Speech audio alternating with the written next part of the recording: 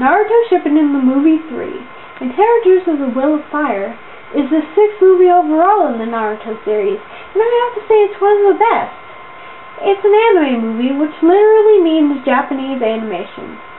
When the ninja world is put in danger, Naruto-sensei Kakashi is marked as a sacrifice by Hiriko, a mysterious ninja who once lived in the village hidden in the leaves, and grew up with the 3 legendary Sannin, meaning he should be around 60 years old, yet appears to still be a child. Driven by jealousy, Hiriko, voiced by Todd Haberkorn, performed forbidden experiments to try to perfect his Chimera Jutsu and become stronger, eventually being banished from the Hidden Leaf Village. Using the special Genjutsu, illusion technique, Hiriko announces to the entire world that he has absorbed 4 Kekkei Genkai, bloodline abilities, already, one for each of the 5 great nations aside from the Land of Fire, and once he has absorbed the 5th Kekkei Genkai, he will become the perfect ninja and will start the 4th Great Ninja War. Upon realizing that Hiriko had already chosen him for this purpose many years ago and had put the puppet master formula on him, which would allow Hiriko to control him when the time came, Kakashi, voiced by Dave Wittenberg, insists that the Hokage, leader of the Hidden Leaf, voiced by Debbie Mae West, put a special seal on him, which would kill Hiriko when Kakashi was absorbed.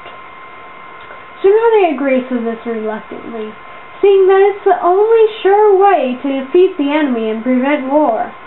She forbids anyone from going after Kakashi, but Naruto, voiced by Melee Flanagan, and fellow member of Team Kakashi Sakura, voiced by Kate Higgins, refuse to accept this and go off after their beloved teacher. Naruto and Sakura will do anything to save him, including disobey their Hokage and fight off their friends if necessary. There is one thing I feel needs to be explained to anyone who is not familiar with the Naruto series, because I feel like there may not be enough context clues to make it completely clear. The Will of Fire is talked about a lot in this movie, and it's basically the collective will of the people of the Hidden Leaf Village. It's passed down through generations, from parents to children, and from teachers to students. However, because no 2 people are exactly alike, and the majority of the ninjas get to think for themselves, every single person has their own Will of Fire that is slightly different. The Will of Fire is what the Leaf Ninja believe is worth fighting for and defending in regards to their village.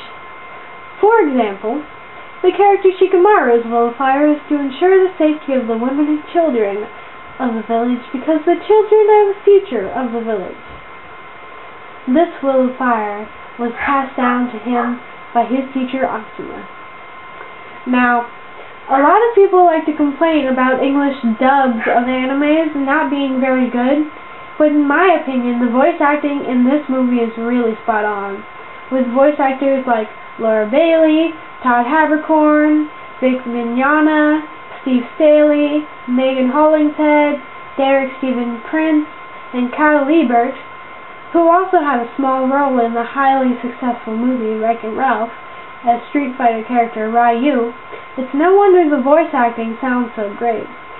However, some of the dialogue did seem a little weak to me.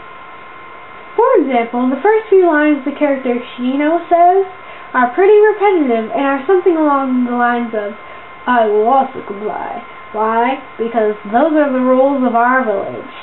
It's clear to me that those 2 aren't normal dogs. Why? Because they don't look like normal dogs. Regardless of my opinion, we'll keep them busy here.